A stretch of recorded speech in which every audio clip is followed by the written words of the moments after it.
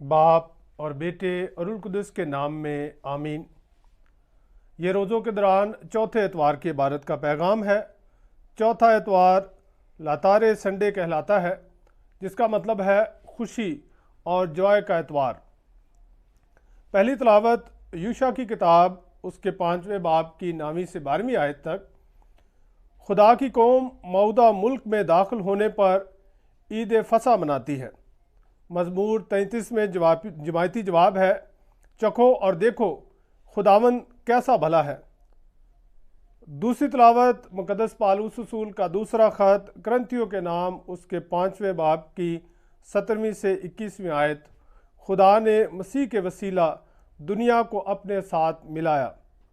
نعرہ حمد ہے، میں اٹھ کر اپنے باپ کے پاس جاؤں گا اور اس سے کہوں گا کہ اے باپ، میں نے آسمان کا اور تیری نظر میں گناہ کیا ہے۔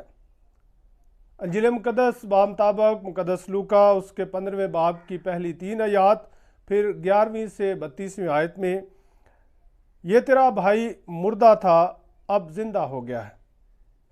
میرے عزیزو، یہ اتوار جو ہے یہ خوشی کا اتوار ہے، یہ اتوار جو ہے یہ جوائے کا اتوار ہے، کیونکہ ہم روزوں کے دوران درمیان میں آ چکے ہیں، بالکل جو ہے سینٹر ہے، اور اب ہم خدا کے رحم کو دیکھتے ہیں، کیونکہ وہ رحیم اور مہربان ہے۔ اور یہ بات جو ہے یہ یہودی اور خاص طور پر جو مذہب کے لوگ ہیں، جو فقیہ اور فریسی ہیں، وہ نہیں سمجھ پا رہے۔ وہ فرمانبردار تو ہیں، وہ خدا کے کلام کو سمجھ رہے ہیں، خدا کے کلام کو سمجھنے کی کوشش کر رہے ہیں، مگر خدا کے مزاج کو نہیں سمجھ رہے۔ وہ خدا کو خوش کرنا چاہتے ہیں اپنی محنت سے، اپنی کوشش سے، اپنے مزاج سے، مگر خدا کے مزاج کو جاننا، سمجھنا، وہ نہیں، اس کی طرف غور نہیں کر رہے۔ اور اسی لیے خداوند یسوع مسیح مقدس لوکا کے انجیل کے 15ویں باب میں جو تماثیل دیتے ہیں، ان میں کھوئی ہوئی بھیڑ، کھویا ہوا درہم اور پھر مصرف بیٹے کی تمثیل ہے۔ مصرف بیٹے کی تمثیل کو ہم جو ہے مختلف نام دیتے ہوئے مختلف علماء کو دیکھتے ہیں۔ ایک طرف مصرف بیٹا جو خرچ کرنے والا بیٹا کے معنی میں آتا ہے، دوسری طرف متالف بیٹا جو تائب ہو گیا ہے، جو بدل گیا ہے، جو تبدیل ہو کر لوٹا ہے۔ اور اس کے بعد اس کا ایک ٹائٹل یہ بھی دیا جاتا ہے کہ رحم کرنے والا باپ، قبول کرنے والا باپ۔ ایک ٹائٹل اس کا یہ ہے کہ ایسا باپ جس کو اس کے بیٹے سمجھ نہیں پاتے، اور اس میں ایک ناراض بیٹا بھی ہے۔ تو ہم اس تمثیل کو دیکھتے ہیں کہ ایک باپ کے 2 بیٹے ہیں، 2 بیٹے ہیں، تو ان میں سے جو بڑا ہے وہ بہت فرمانبردار ہے، بڑا جو ہے وہ باپ کی حکموں پر چلتا ہے، اور چھوٹا جو ہے وہ تھوڑا نافرمان ہے۔ اور اس کی نافرمانی ہمیں یہ نظر آتی ہے کہ وہ اپنا حصہ مانگ لیتا ہے۔ یہ جو معاشرہ تھا، جو یہودی معاشرہ یا مشرق وسطیٰ میں اب بھی ایسا ہے کہ باپ کی موجودگی میں سب سربراہی جو ہے وہ باپ کے پاس ہے، سارا اختیار باپ کے پاس ہے، اور اس کی موجودگی میں، باپ کے زندہ ہونے کی موجودگی میں، ہمارے معاشرے میں بھی ایسا نہیں ہے کہ جو ہے وہ تقسیم بٹوارہ نہیں کیا جاتا۔ اس وقت تو اس کو بہت ہی برا سمجھا جاتا تھا، اور باپ کی موجودگی میں بٹوارہ ہونا جو یہ حق ظاہر کرتا یا جو یہ اعلان کرتا، وہ ایک طرح سے باپ کے اختیار کا انکاری ہوتا۔ دوسری طرف وہ یہ اعلان کرتا کہ میں باپ کی کوئی حیثیت نہیں سمجھتا، مجھے میرا حصہ چاہیے، اور یہ ایسا ہے جیسے باپ کی وفات کا اعلان کر دینا۔ تو وہ کیا کرتا ہے، کہتا ہے کہ مجھے میرا حصہ دے دے۔ اب حصے کی تقسیم اس طرح ہے کہ جو بڑا بیٹا ہوتا اسے 2 حصے ملتے، جتنے بھی بہن بھائی، جتنے بھی بھائی ہوتے، ان کے درمیان اسے دوسرا حصہ، 2 حصے دیے جاتے۔ تو اس کا مطلب ہے کہ بڑے بیٹے کے لیے 2 حصے رکھے گئے، اور جو چھوٹا ہے اسے جو ہے تیسرا حصہ جو ہے وہ دیا گیا، اور وہ لے کر چلا گیا۔ اب وہ چلا گیا ہے تو خدا کے کلام میں یہ لکھا ہے کہ اس نے اباشی میں اسے اڑا دیا، وہ غلط راہوں پر پڑا، اور پھر وہ محتاج ہونا شروع ہوا، اور اس قدر محتاج ہوا، اس قدر وہ نیچے گرا کہ وہ سور چرانے کا کام اسے دیا گیا۔ یعنی یہ ایک ایسا کام تھا، سور جو ہے وہ اسرائیل میں سب سے جو ہے وہ نفرت انگیز جانور مانا جاتا ہے، اس کا نام لینا پسند نہیں کیا جاتا۔ پوری دنیا میں جب کھلونے بنائے جاتے ہیں تو سور کی شکل کے کھلونے جو ہیں وہ بہت سارے ممالک میں بہت مقبول ہیں، مگر اسرائیل میں وہ کارٹونز جو پگ کے معنی سے دیے جاتے ہیں ان کو چلانے کی اجازت نہیں ہے، اور نہ ہی سور کی شکل کے بنائے ہوئے کوئی کھلونے کو جو ہے اسرائیل میں بیچنے کی اجازت ہے۔ تو اس لیے سور چرانا انتہائی نیچے تک چلے جانا، مطلب سب سے اس سے نیچے جانے کی ابھی گنجائش نہیں ہے کہ وہ وہاں تک پہنچ گیا ہے، ان کے چھلکے کھانے پر وہ مجبور ہے، اور پھر وہاں اسے ہوش آتی ہے، وہاں اسے سمجھ آتی ہے، اور سمجھ کے آتی ہے کہ میرے باپ کے گھر میں جو مزدور ہیں وہ بھی اچھا کھاتے ہیں، وہ بھی سیر ہو کے کھاتے ہیں، ان کی ضرورتیں بھی میرا باپ پوری کرتا ہے۔ تو وہ بیٹے کے حق کو واپس کرنے کی اس کی اب جو ہے اسے پتہ ہے کہ اب مجھے بیٹے کا حق نہیں ملے گا، میں بیٹے کا اختیار کھو چکا ہوں، میں کیا کرتا ہوں، میں مزدور کے طور پر اپنے باپ کے پاس واپس جاتا ہوں۔ اور جب وہ واپس آتا ہے تو وہ حیران ہے، اور حیران اس لیے ہے کہ اس کا باپ دوڑتا ہوا اس کی طرف جاتا ہے۔ یہ دوڑنا جو ہے یہ شدت ہے کہ باپ جو ہے وہ اپنے بیٹے سے پیار کرتا ہے، اور وہ اس کے آنے کا منتظر تھا، وہ اس کی راہیں دیکھ رہا تھا کہ کب میرا بیٹا واپس لوٹے۔ اور جب وہ واپس آتا ہے اور وہ اپنا جو ہے اعتراف کرتا ہے کہ میں نے گناہ کیا ہے، تو باپ اسے مزدوروں میں شامل نہیں کرتا۔ یہاں جو ہے ایک جو ٹائٹل ہے کہ بیٹے اسے سمجھ نہیں رہے، یہاں چھوٹا بیٹا اسے اس کے رحم کو نہیں سمجھ پا رہا، اس کی محبت کو نہیں سمجھ پا رہا۔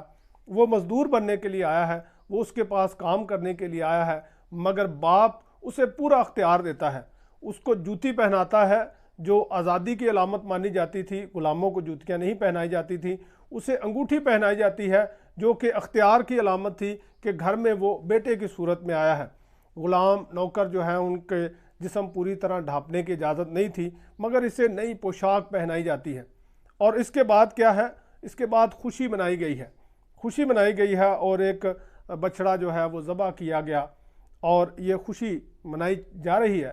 تو یہاں سے جو ہے وہ دوسرا حصہ شروع ہوتا ہے۔ عام طور پر ہم دیکھتے ہیں کہ اگر فلم وغیرہ ہوتی ہے تو جب کوئی چلا گیا ہے لوٹ کر آتا ہے اور ہیپی اینڈنگ ہوتی ہے، خوشی شروع ہو گئی ہے، تو اس کا مطلب ہے کہانی ختم۔ مگر اب یہاں کہانی ختم نہیں ہے، بلکہ اس سے آگے بڑھتی ہے کہانی، اور آگے چل کر کیا ہے کہ بڑا بیٹا واپس آیا ہے، اور وہ گھر سے خوشی کی آواز، ناچنے کی اور گانے کی آواز سنتا ہے، تو وہ اس بات کے بارے میں پتہ کرتا ہے کہ کیا بات ہے۔ تو اسے بتایا جاتا ہے کہ تیرا بھائی جو ہے وہ واپس آیا ہے، اور تیرے باپ نے یہ سارے جشن کا اہتمام کیا ہے۔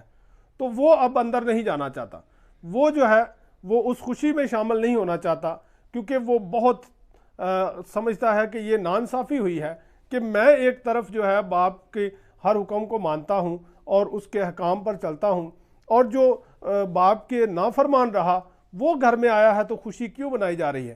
یہ خوشی نہیں ہونی چاہیے تھی۔ اور جب باپ کو پتہ چلتا ہے تو وہ اسے منانے کے لیے دوڑتا ہے۔ کسی عالم نے کہا کہ یہ دوڑنے والے باپ کی تمثیل ہے، ایک طرف وہ چھوٹے بیٹے کی طرف دوڑتا ہے، اور اب وہ پھر بڑے بیٹے کی طرف دوڑتا ہے کہ اسے منائے، اور اس کے پاس جا کر وہ اس سے کہتا ہے کہ تیرا بھائی جو ہے وہ مر گیا تھا، اب زندہ ہوا ہے۔ مگر وہ جو ہے بڑا بیٹا وہ کہتا ہے تیرا یہ بیٹا۔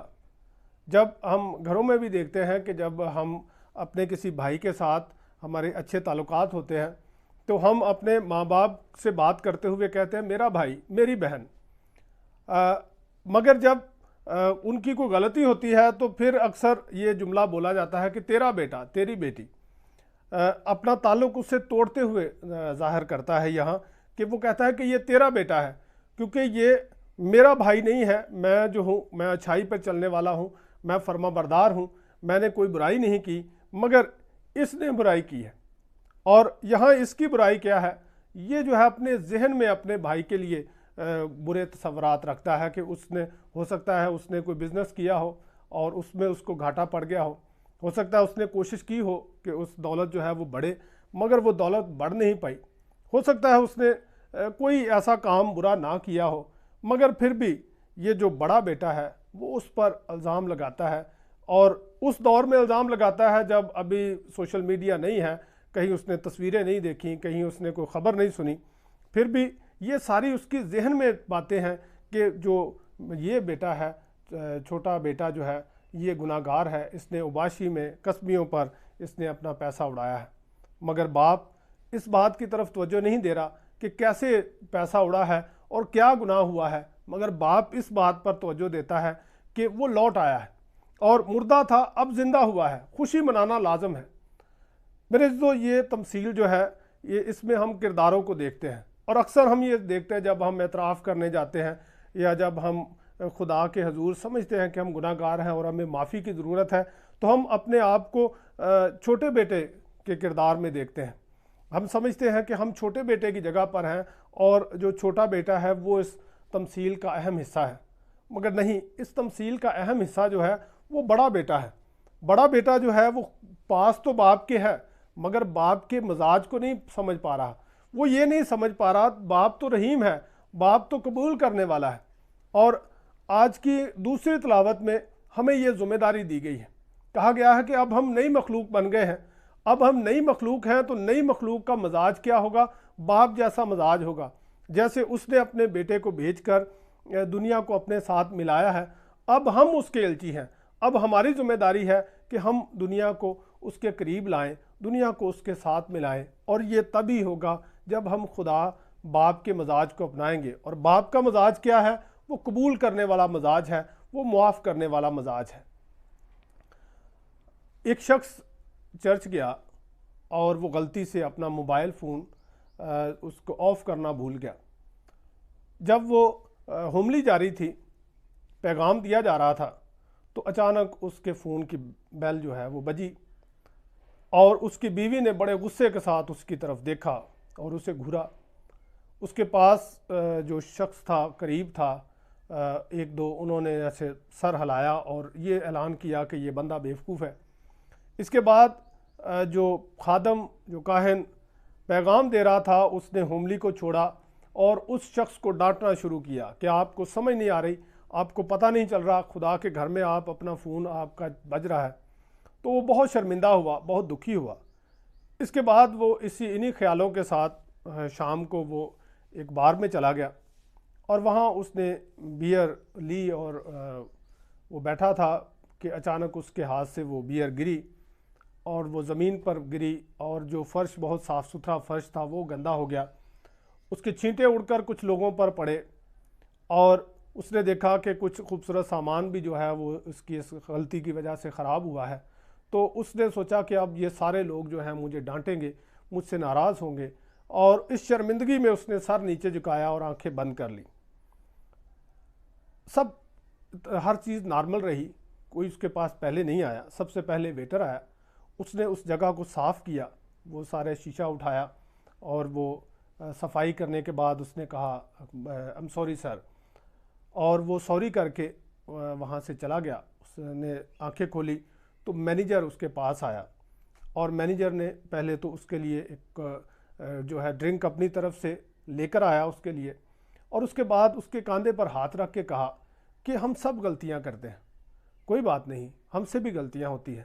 اور ارد گرد لوگوں نے بھی کہا کہ کوئی بات نہیں، جس کے کپڑوں پر چھینٹے گرے اس نے بھی کہا کوئی بات نہیں، ایسا ہو جاتا ہے۔ تو وہ شخص دوبارہ چرچ کبھی نہیں گیا، مگر وہ ہر روز اس بار میں جاتا رہا۔ کیوں؟ کیونکہ وہاں اسے قبول کیا گیا ہے۔ میرے عزیزو، اب ہم نے بھی قبول کرنا ہے۔ پہلے تو ہم نے اپنے آپ کو قبول کرنا ہے۔ اگر ہم غلطیاں کرتے ہیں، اگر ہم خطا کرتے ہیں، تو اس بات کہ خود باپ جو ہے اس کے کردار میں معافی ہے، تو ہم اس کے پاس واپس لوٹتے ہیں تو وہ بیٹے کی طرح قبول کرتا ہے، وہ بیٹے کی طرح قبول کرتا ہے۔ اور یہی خداوند یسوع مسیح فقیہ اور فریسیوں کو سکھانا چاہتے ہیں کہ آسمان پر بڑی خوشی ہوتی ہے جب ایک گناہ گار تائب ہو جاتا ہے، اور دوسری طرف جب دوسرا کوئی گناہ گار خدا کے پاس آتا ہے اور ہم اس کی حضوری میں ہیں، خدا کی حضوری میں، تو ہم نے بڑے بیٹے کی طرح نہیں بننا، بلکہ باپ کے مزاج کو اپنا کر انہیں قبول کرنا ہے۔ خداوند ہمیں یہ برکت دے تاکہ ہم اس خوشی کو، معافی کی خوشی کو، قبول کیے جانے کی خوشی کو دوسروں میں بانٹ سکیں۔